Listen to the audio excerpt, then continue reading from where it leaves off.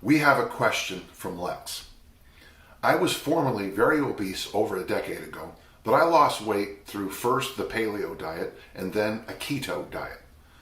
I'm a lot more active than I used to be, and I can do a lot of powerlifting and such things as pull-ups and dips, no matter which I use to struggle with which I used to struggle with. I'm 54 years old, and I got to tell you, Lex, I'm glad you're dealing with it now and not later. Every year you put off this decision to go from, a higher body weight to a lighter body weight. And by the way, even body weight, and I mean that clearly. There's a difference between body fat and body weight, and I'm glad you took care of this earlier. Okay. I'm 54 years old, and I feel like I'm just holding on to suspicious body fat, and especially around my chest area, and I'm just being silly and dysmorphic, or is there something I can do to get more ripped, lean, and cut? Well, first off, long term, as I understand it, we're not sure long term how well keto does for you. Now, you're going to get 1,000 emails because, keto is the new paleo, is the new CrossFit, is the new. But when you hit a certain time in your life, you want to make sure you do have some carbs coming in. As I understand it, about 150 grams of carbs a day will allow your and I'm out of my range already, and I apologize. But basically, for your brain health, carbs are good. Having said that, so if you're on the ketogenic diet and you've kind of stopped making progress, one of the things that's unique about the human body is that we tend to love to jump on the other side.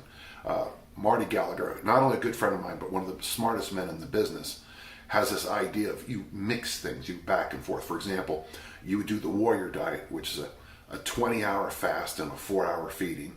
You would do that for a month, and then the next month you do 6 meals a day like a bodybuilder, and you rotate back and forth on those. If you read the work of Rusty Moore, and by the way, I'm going to recommend Rusty Moore to you, okay? His site, Visual Impact, is someone I want you to look at, Lex. I would also say he's in the same lines as Greg O'Gallagher with his Kinabody.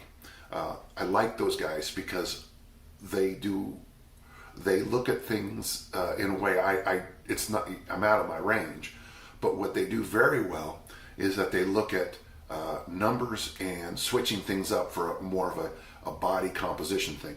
Lex, as long as you're powerlifting and doing things like that, which is great, you're not gonna lean up. You've got to take a more active bodybuilding approach. Now, what Rusty would recommend is a lot more high tension work, which is great because you're doing the powerlifting, followed by those long walks to burn off those free fatty acids. Greg would take a much more kind of older tradition, 3 days a week bodybuilding program, and really keep an eye on your caloric intake. Rusty is very good about talking about things like eating sauerkraut and going for long walks. He's also a believer in a very high carbohydrate diet, which might be an interesting thing for you to do after being keto for so long. The great book, Death by Food Pyramid by Minger, she does an outstanding job showing us that humans tend to like to be either almost no fat or almost all fat. We're just not very good in the middle there. So that might be something you'd want to look at. A more high carbohydrate diet. You don't have to do it the rest of your life. Try it for 4 weeks and see what happens. If you start to make progress, great. If you're going to keep doing the power lifts, which I think is a great idea, and the hard big lifts, be sure to do walking after every single workout. I do where I put the 2 to 5 pound weights in each hand. I put the 5 pound ankle weights around, and I go for a ruck or a heavy hand walk after every strength workout now. And I've really noticed some good things. So there are some ideas for you. It's a great question. I hope that helped.